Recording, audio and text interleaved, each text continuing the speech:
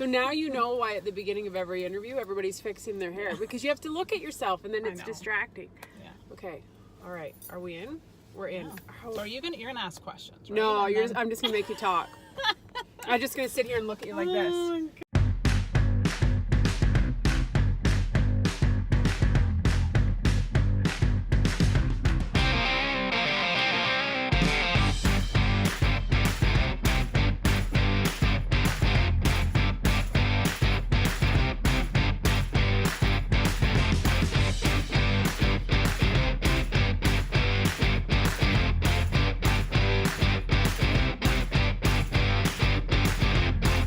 So I guess I'll start with, do you want to start with Crohn's or the brain tumor? I think the Crohn's disease is an important piece of the puzzle. So 8 years ago, I was diagnosed with Crohn's disease and actually colitis, and started some heavy treatments at that time. What's the difference? So one is in your large intestine, one's in your smaller intestines. What does it do to you? Oh, so it is so debilitating. Like, I have always been either self-employed or worked for family, and thankfully, because if I lived in that state without being self-employed, I don't think I could hold down a job. The time I went into surgery, the size of my one bowel was like an opening of a straw. So everything I ate literally had to go through like the size of a straw. From scar tissue, from so many years of being undiagnosed. I truly believe that this has been happening since I was a child. So I did have part of my bowel removed, and surgery was successful. The Crohn's came back though with a vengeance within probably 3 months. So then more treatment started. And so did they tell you that with the bowel removal surgery that it might go away? Yes, that was the hope. Like, let's get rid of it all, put your bowels back together, and let's hope for the best. And sorry. Yeah. So that's fine. Life continued on. And I was put on Remicade, which is a form of chemotherapy. Wow. And I never found remission. Never found remission when I was on these drugs. I was on and off prednisone. Humira is another one. They're live rat cells that I'd have to go and get an infusion 4 hours every 8 weeks. The medication was $10,000 per. Did you have coverage? No, so because we're self-employed. Well, I did have coverage, but not through a business, because being self-employed, there is no coverage. So the Remicade drug that I was on had a program called RemiStart. So they paid for my drugs, not easily. I mean, it's like pulling teeth, trying to get coverage for anything. I'll give you my firstborn. Oh, I know, filling out forms. Yeah, oh. And when you're self-employed, it's just like, they just want everything. That was kind of, at that point, I'm like, oh, this really sucks, but we're just going to keep plucking away. So I went ahead and did the treatment. I never found remission. I had my ups and downs, but it literally was to the point where if I was going out, I had to know where the bathroom was. If I went to Walmart, I scouted all the bathrooms. If we went to friends and families, I'd have to just make sure that there was a bathroom in privacy, because it's not a pleasant thing. Yeah. Well, that's the other thing. It's embarrassing. It is embarrassing. Yeah. We don't even, as a society, I'm not, it's the one, I'm like, I don't want to talk about bathroom talk. It's such a, it's like your dignity. Yeah, it is. Right? It is. Yeah. And I remember Amanda, our youngest, who's your daughter's age, when we'd go shopping together, I couldn't just leave her outside of the bathroom because she was little. You don't think about this stuff. No, you don't think about that at all.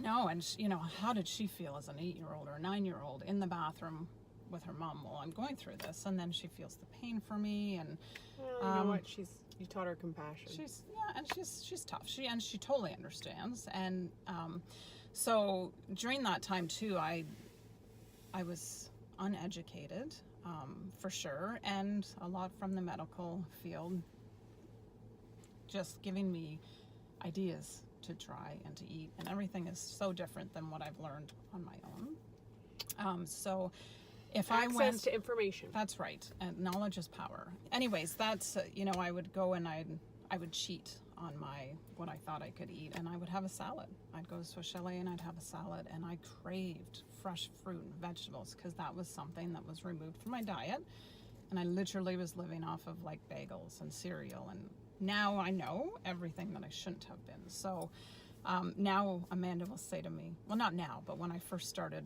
this new eating regime with the family, she's like, Mom, if you eat that salad, you're going to make yourself so sick. I'm like, no, like I can eat salads and I can eat fruit and vegetables and nuts, like everything that would send me to the hospital prior, I'm like rocking it. So you are in, we're going to give a spoiler Yes. alert, you are in full remission of Crohn's. I am. All on your own. All on my own. What did you do? So huge diet change.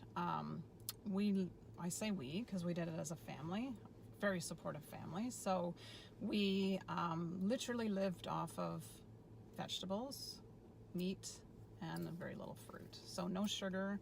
I'm completely 100% gluten-free. Still am gluten-free and probably always will be. No dairy.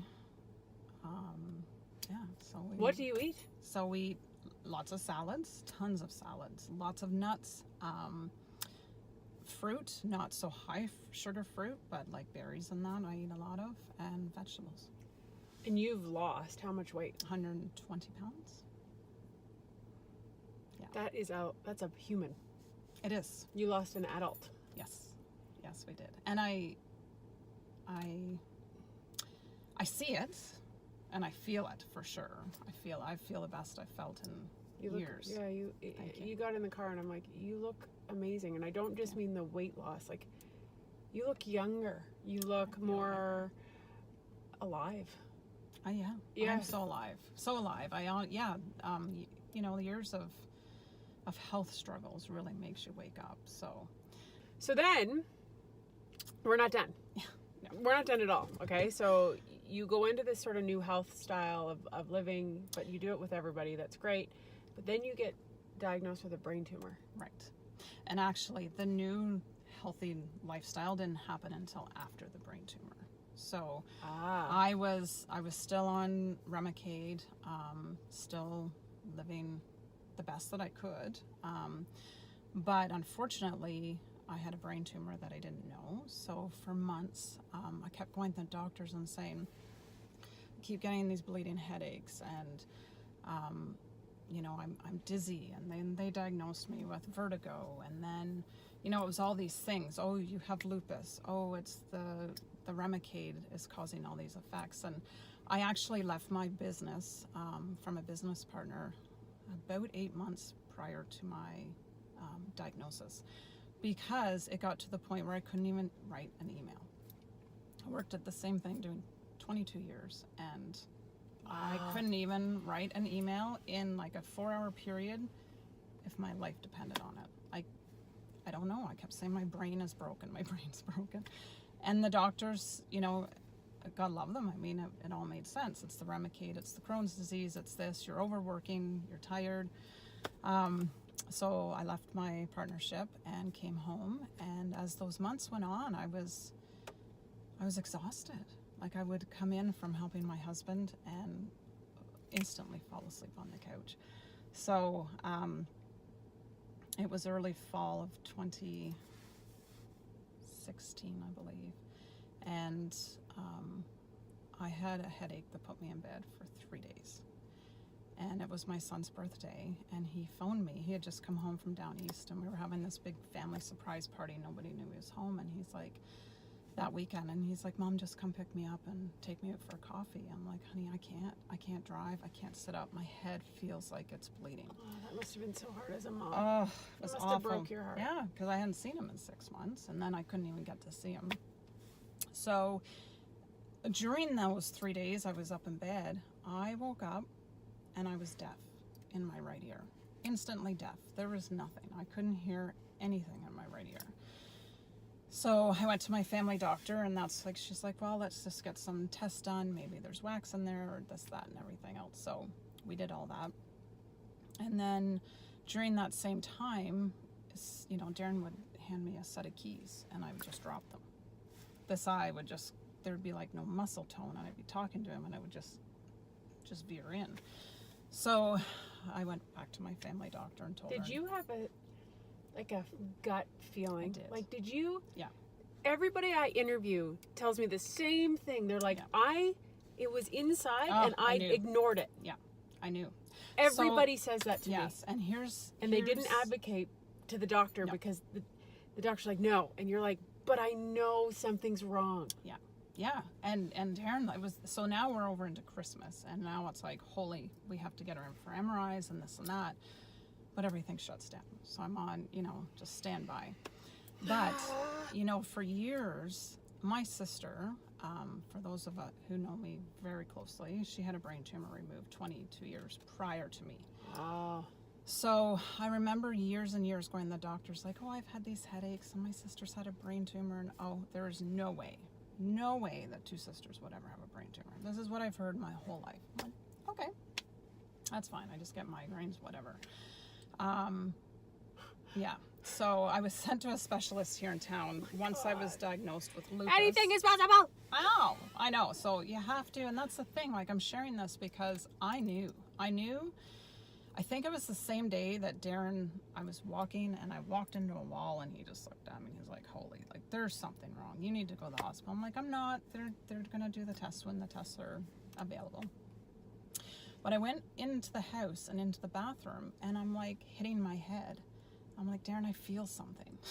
Keep in mind, I'm still deaf. Like, I'm still trying to figure out, like, is there wax buildup or what's going on in here? He's like, just stop hitting your head. Just stop hitting your head. Because I could feel like a muffle kind of in my head. But first, I would like to just back up to the night of my MRI. So I was booked, I believe, for sometime in February. And I got a call the day before from the MRI department. There's been a cancellation. Do you want to come? And I'm like, yes, please. Like, desperate. I was so desperate to go in. And that same day, I had gone to a specialist here in Peterborough and told him all my symptoms. And I'm like, this doctor's diagnosed me with lupus. He's like, well, you don't have lupus.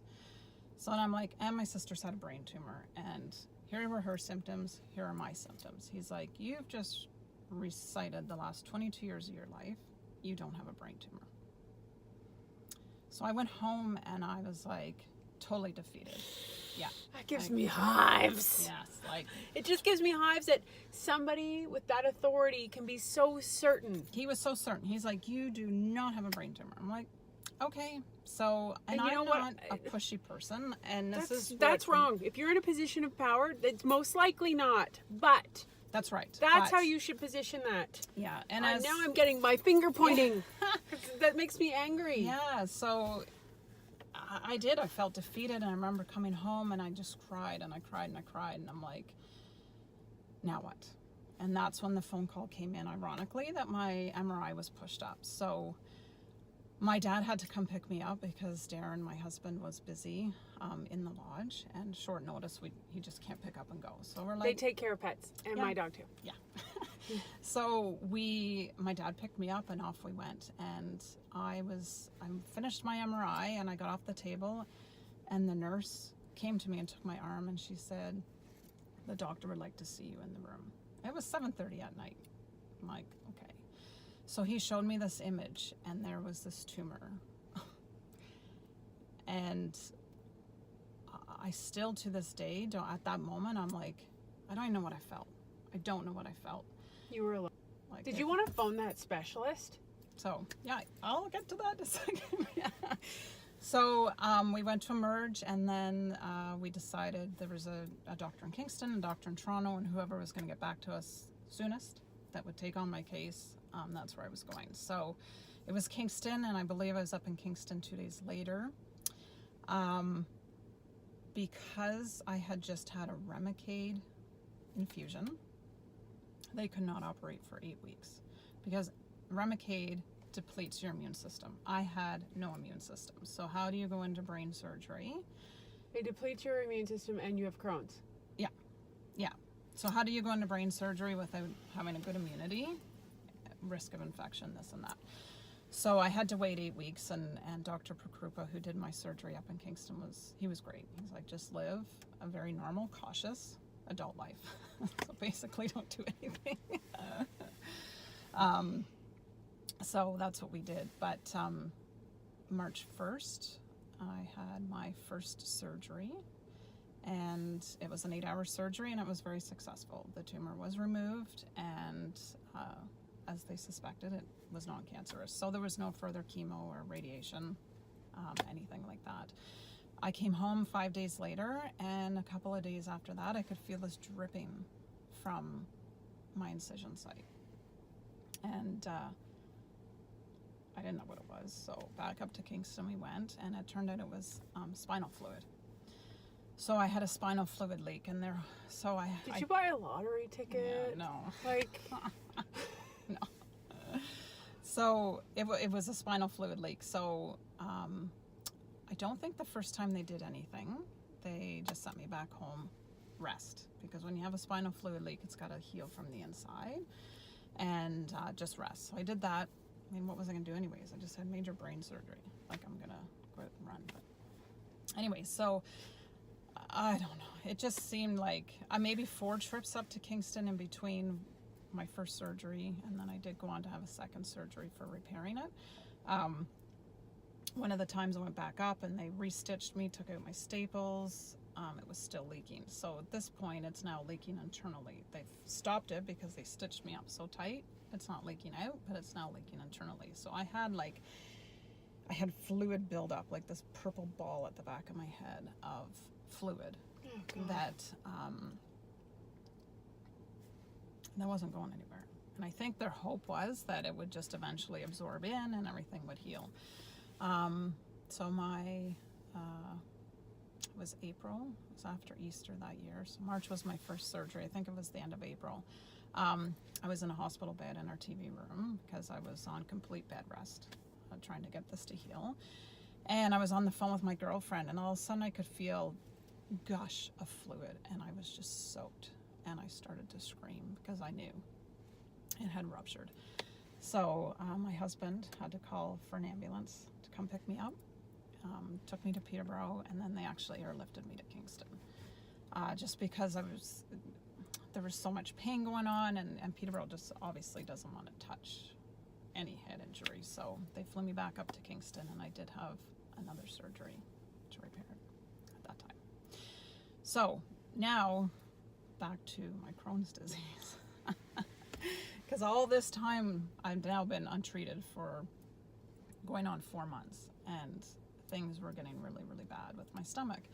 And when you're up on the head ward for head patients, neuro ward, it's not that they don't care about other things going on. It's priority list. It's priority, and right? they're specialized in this area, not this area. Right. So a very compartmentalized medical system. Yeah, because I was still at least 8 weeks out from my next treatment. Because initially it was going to be 8 weeks. Have your surgery, 8 weeks later you can start your treatment again. And then all these complications started, and it just kept getting pushed out. So I honestly was like, they're going to kill me. And it's not from this brain, it's from my Crohn's disease, because it was in such a state. And again, it's not that they don't care, but they just don't understand it. And they would, send in nutritionists. They're treating it how they were taught. And, right. And that's what I mean. I don't think it's malicious. No. It's not, nobody's accusing anybody of going after you with this, hidden agenda, per se. I mean, if you want to get into conspiracy theories, that's a whole other thing. But what I'm saying is, that's what you're taught. This is the way we do it. And so if that's the way it is, that's the way it is. And you don't, that's it. That's right. And that's why it's on you everything comes back to you. You have to be your advocate and your child's advocate, and you have to do it yourself. Yes, and I never was. I never was. I just put trust. I mean, and you have to trust your family doctors. You have to trust the specialists. But I just went along, and I'm like, okay, they're gonna fix me. We're gonna get through this. But then there was a point where I thought, I need to fix myself. And a very dear friend of mine at that time, who lives a very holistic lifestyle, she kept saying to me, why don't you go see a naturopath? This is the time to do it. This is the time to do it. I was scared. Like, in my head. I don't know why people are scared. I have this conversation all the time. I'm like, what have you got to lose? And that's what she kept saying. Now is the time to do it. So I did. Very it took me a long time to get up the courage to phone, and I did go. And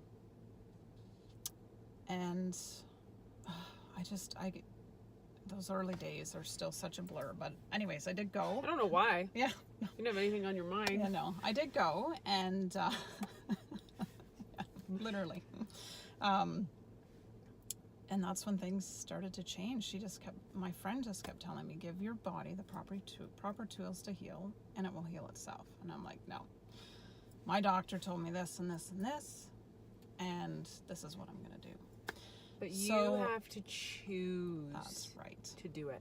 That's the piece. That's right. Right there. Yeah. And I think that's why I'm so passionate now about sharing, because I truly feel that and I say we because this is a family effort, we're given a second chance, and we were going down a path of ill health. Not just myself. I've got squirrel brain, so I'm sorry, I'm jumping all over. But, you're not. And when you're I was talking to the queen of squirrel brain, so it's okay. All right, we're good. When I was in Kingston, I think during my second surgery, Rebecca, our oldest, and Darren went to Cody Crowley's fight. Very first fight in Peterborough. Yeah, woohoo. And I was supposed to be there. That was like my goal. I'm going to get out, do this, but never got out. Not then. So Rebecca had sent me a picture of her and Darren from the fight, and Darren looked scary. He was just as overweight as I was. He was exhausted. He was mom. He was dad. He was running our business with a lot of help, but he was still 100% running it. He was worried he was going to lose his partner. He was worried. He had so much on his plate, and I remember looking at that picture, as excited as I was he got out on a date night with our daughter. I was terrified. I thought he's going to have a heart attack. Then what? My rock, the kid's dad, I'm already in the hospital. Like that picture was when I woke up. But we've got to do something about our weight.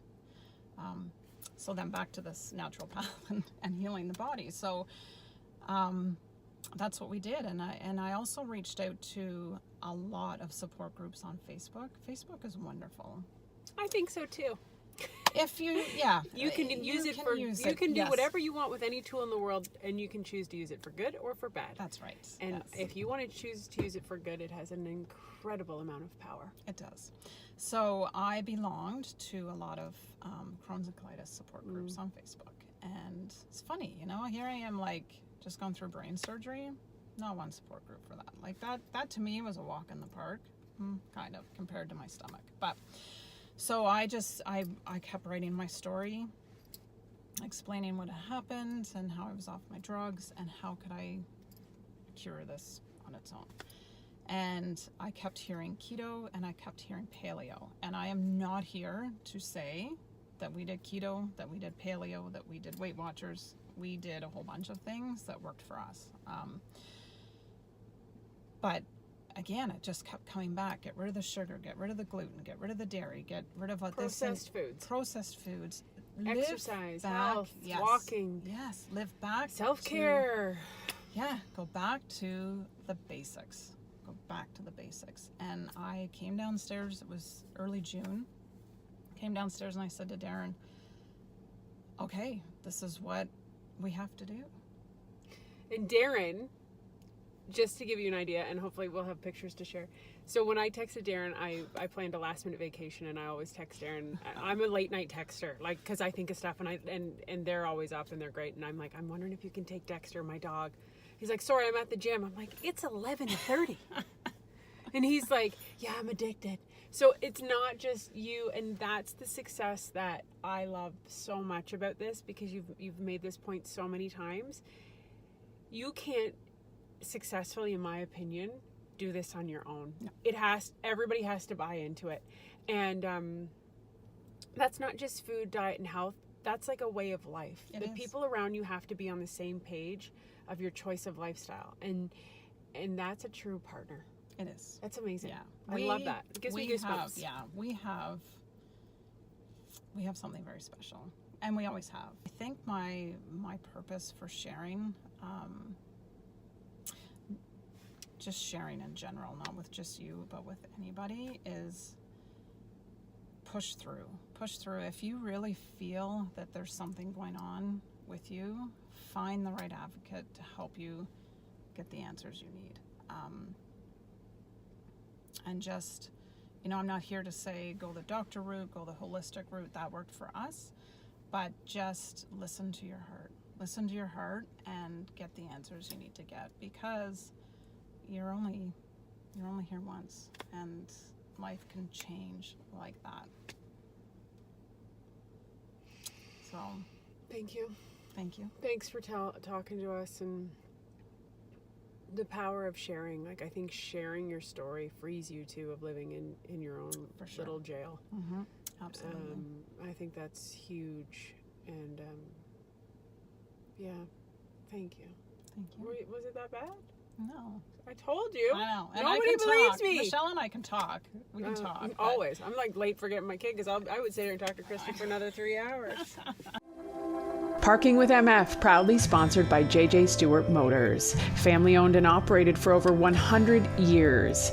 Small town service, big city selection. Go visit them, Highway 7 on your way into Norwood, or check them out online, jjstewart.ca, to find your perfect vehicle.